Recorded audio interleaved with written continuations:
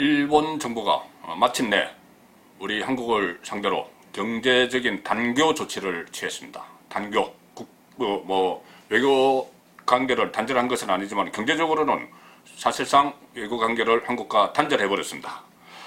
1120개 리스트에 되어 있는 규제 대상 전략 물자, 이것을 한국에 수출을 하려면은 경제산업성의 허가를 일일이 받아야 되기 때문에 일본 경제도 타격이 있지만 우리 경제가 직접적인 타격을 받게 됐고, 이것이 결국은 지금 2탄이죠. 저희 1탄은 그 전에 반도체 원자재 수출 관리 강화를 하겠다 해서 세계 품목의 수출을 제한을 했죠. 그리고 이게 2탄이고, 2탄이 결국 화이트리스트 수출 절차 간소화 국가에서 제외를 한 것인데, 앞으로 또 어떤 조치가 취해질지 모릅니다. 일본이 경제력을 무기로 갖고 있죠. 그것은 지금 당장 예상되는 것이 수출 규제 품목을 확대할 것이다. 또 관세를 인상을 할 것이다. 또는 송금을 규제할 것이다. 심지어는 한국인에 대한 비자 발급까지 제한할 것이다. 이런 여러 가지 단계를 가지고 지금 일본은 접근을 하고 있습니다. 자, 이 경제적 단계 조치를 당했는데 대한민국은 어떻게 해야 될까요? 지금 당장 조금 전 2시에 청와대에서 긴급 국무회의가 열렸고, 거기서 문재인 대통령이 모두 발언을 했습니다. 전부 다들 그 모두 발언 내용에 촉각을 곤두세웠습니다. 과연 어떤 대책을 내세울까? 일본의 이 경제보복에 대해서 우리 한국 정부는 어떻게 할 것인가?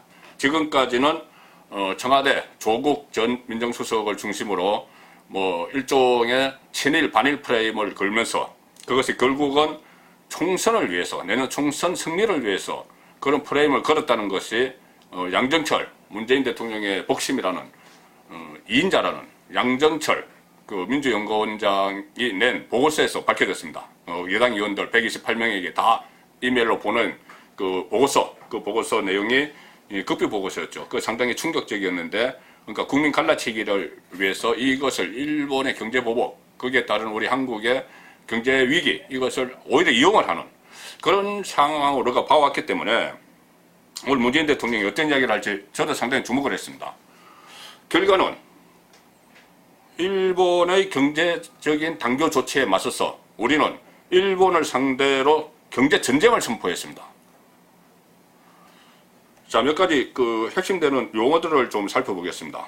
물론 외교 노력을 거부한 일본에 대해서 깊은 유감을 표시를 하고, 미국 제안도 응하지 않았다, 이렇게 여러 가지 지적을 하고, 이 책임은 일본에 있기 때문에 앞으로 벌어질 사태의 책임도 일본에 있다, 이건 명백한 무역 보복이다, 이런 말은 좋습니다. 그 뒤에 이어졌던 말이 상당히 날이 선 용어들을 대통령이 사용을 했습니다. 다시는 일본에 지지 않겠다. 물론 일본에 지면 안 되죠. 다시는 일본에 지지 않겠다. 그런데 이 국무회의 모두 발언에서 이 엄중한 외교적 단교 조치를, 경제적 단교 조치를 당한 이 상황에서 물론 단호한 결의를 표현을 하는 것은 좋습니다. 그런데 가령 예를 들어서 자시하지 않겠다, 또 단계적 대응 조치를 취해 나가는데 이것을 결코 자시하지 않겠다, 이런 이야기를 했고, 우리 경제가 일본 경제를 뛰어넘을 수 있다. 그리고 지금 멈춰서면 영원히 산을 못 넘는다. 그리고 이것이 일본이 대단히 무모한 결정을 했다.